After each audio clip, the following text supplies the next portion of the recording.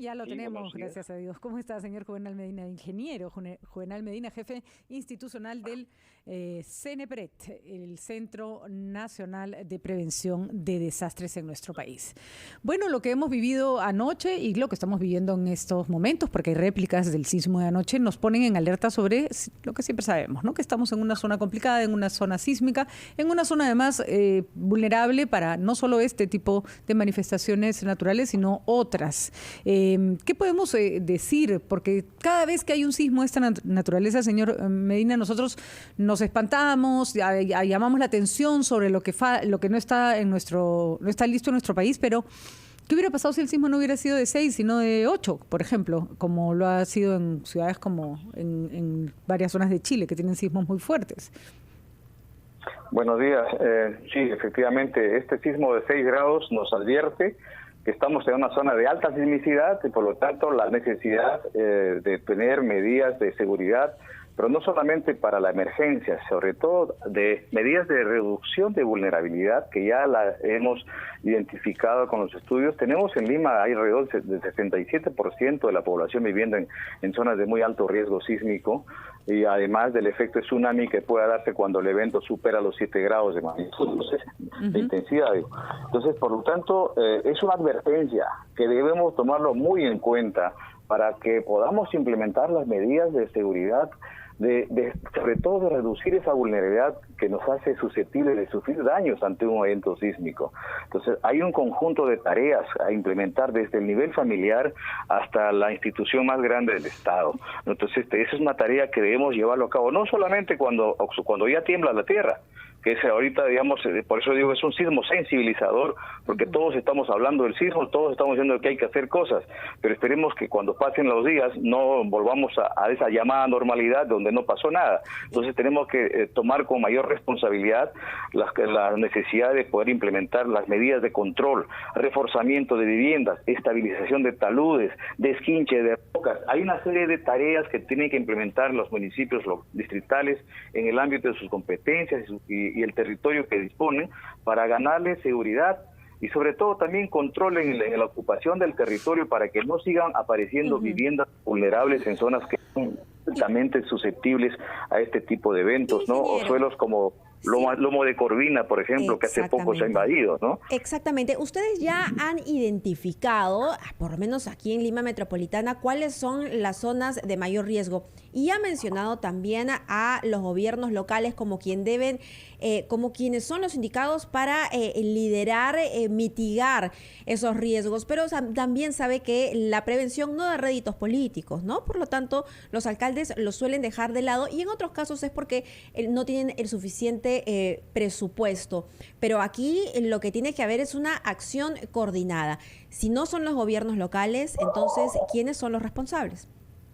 Bueno, ahí responsabilidad es diferenciada por niveles, de acuerdo a las competencias y las funciones que le asigna, digamos, a cada entidad en el Estado, ¿no? En el marco del Sistema Nacional de Gestión del Riesgo de Desastres, es decir, creado mediante la Ley 29664, que existe desde 2011, que reemplazó al Sistema Nacional de Defensa Civil, establece competencias claras para los gobiernos regionales, para los gobiernos locales, igualmente para los sectores, qué deben hacer ante el riesgo que existe en el país, sobre todo para prevenir, para reducir el riesgo, pero también para responder cuando hay situaciones de crisis.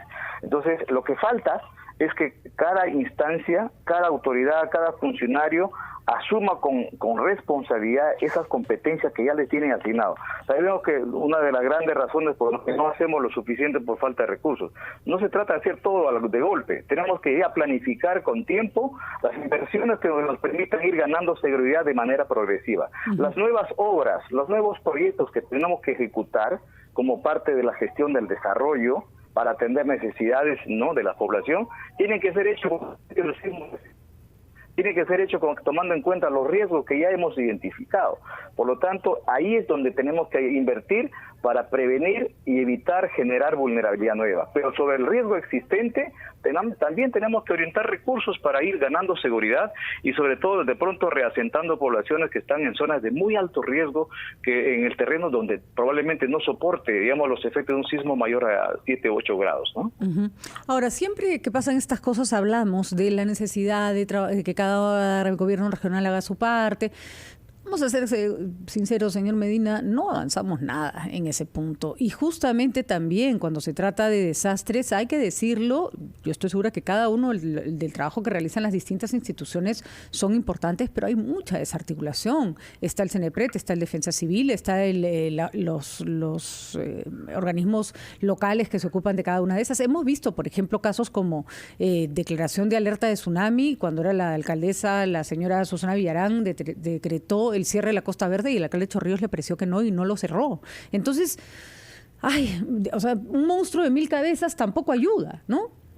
Efectivamente, es parte de esa cultura todavía muy reactiva y muy de espaldas a la realidad que nos hace actuar de esta manera, y eso es algo que tenemos que corregir. Es necesario trabajar, insistir, persistir como la gota continua para labrar la roca, en este caso generar esta corriente, buscar generar cultura de prevención en la actitud de las personas, empezando desde la escuela, porque sabemos que a veces hay, como bien dicen, no hay riesgos políticos, pero los costos sociales, los costos económicos, los costos materiales, costos de vida de personas que están en riesgo, eso hay que valorar también. Entonces necesitamos también hacer que los que tienen responsabilidad en esta materia de prevención, en materia de reducción de riesgo, tienen que cumplir. En todo caso también tendrían que ser sancionados de acuerdo a ley. Esto es algo que tenemos que trabajar de la mano con la Contraloría, con la Defensoría, con el Ministerio Público, no solamente digamos que sea un acto de voluntad, quiero lo hago, sino hay una ley donde el riesgo de la vida está de por medio, y por lo tanto la misma Constitución Política del Estado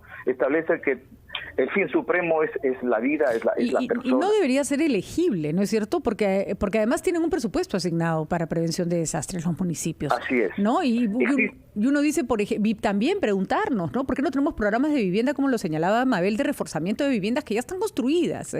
Que ya bien difícil va a ser que las personas las tumben y las vuelvan a hacer, pero de pronto sí una guía, ¿no es cierto?, sobre cómo reforzar la vivienda y un poco trabajar sobre lo que hay, ¿no? Efectivamente, usted ha dicho una cosa muy cierta, señorita del Río. Efectivamente, hay propuestas técnicas, las tenemos. Medidas que hacer en cada caso según el tipo de problema que tiene la vivienda, hay propuestas técnicas. Lo que falta y se extraña es esa voluntad política por una parte y la decisión de emprender un plan de reducción de vulnerabilidad, pero de manera permanente, de manera sostenida, porque esto no es gestión de un alcalde, tiene que ser gestión de varios alcaldes, porque el problema que tenemos es un acumulado de muchos años de no haber hecho lo suficiente en materia de prevención, y en ese sentido, pero tenemos que hacerlo ya. Y en ese sentido, ingeniero, usted, por ejemplo, había mencionado Lomo de Corvina. ¿Qué otros puntos en la gran capital son altamente riesgosos y donde se debe enfocar todos los esfuerzos de prevención? Mire, en Lima, de acuerdo al escenario de riesgo sísmico que hemos elaborado en trabajo conjunto con las entidades técnico-científicas, tenemos alrededor del 67% viviendo en poblaciones de zonas, digamos, de un nivel de muy alto riesgo. Es decir, entre Lima y Callao bordean aproximadamente los 7 millones de personas. Pero si sumamos a esto con las que están en un nivel alto, llegamos bordeando los 9 millones. Entonces, esto ya es una importante información para poder ver que en todos los distritos hay zonas susceptibles, más susceptibles que otras.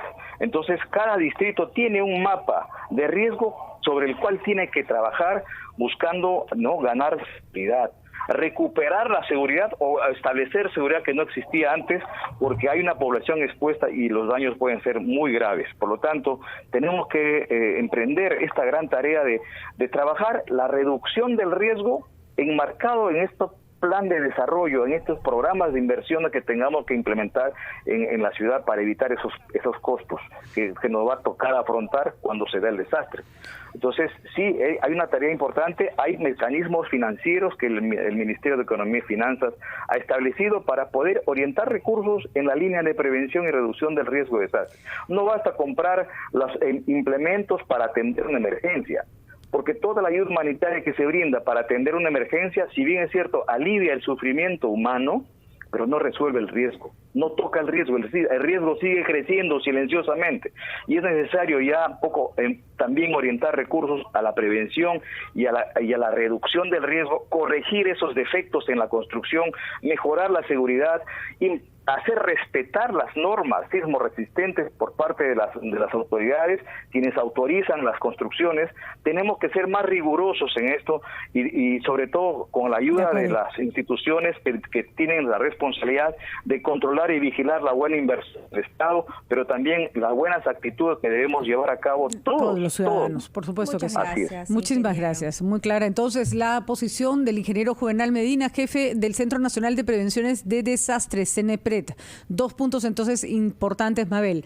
Primero, la plata que se destina del Estado para la prevención de desastres tiene que ser gastada y tiene que ser gastada de manera adecuada. Y segundo, ya pues hay que poner cada uno de nuestra parte, ¿no? Y esto es guerra avisada, Patricia. Pero es como lo que ha sucedido con la pandemia. Sabíamos que teníamos un sistema de salud precario y solamente faltaba que ocurra una desgracia para que lo confirmemos y suframos los efectos de esa precariedad. Y está pasando lo mismo. Ese desastre natural va a llegar tarde o temprano. Y sabemos que tenemos estas fallas que debemos mejorar para mitigar los daños. Efectivamente, Mabel, son las 7:46 de la mañana. Vamos a una pausa. Regresamos en breve.